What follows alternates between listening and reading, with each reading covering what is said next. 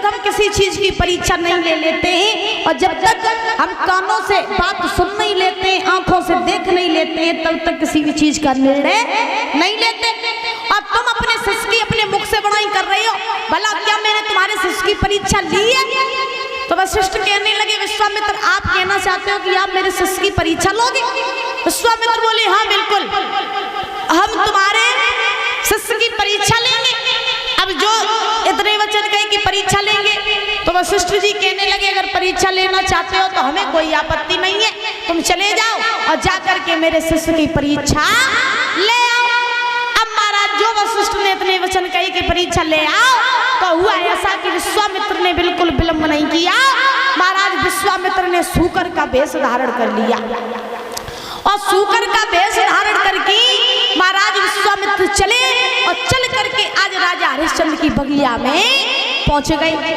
जो विश्वामित्र हरिश्चंद्र की बगिया में पहुंचे तो पहुंचने के बाद में महाराज बगिया को उजाड़ने लगे और जब बगिया को उजाड़ने लगे विश्वामित्र, तो बाग के माली ने रोका है उस सूकर को, लेकिन महाराज सूकर ने उस माली की भी जंघा को फाड़ दिया।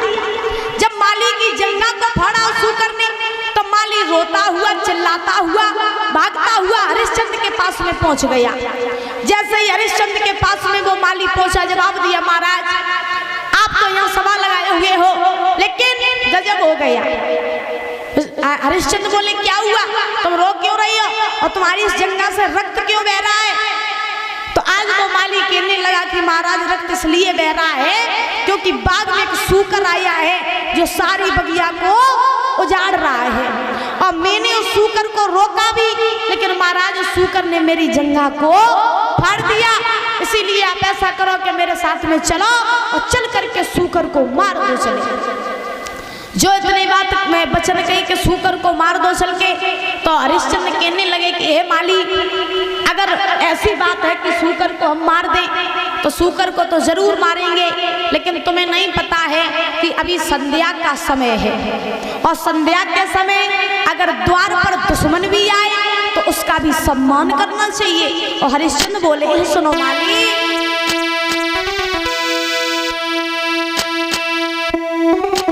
बोले अरे संध्या को समय और दुख मत दीजे रे खाऊ,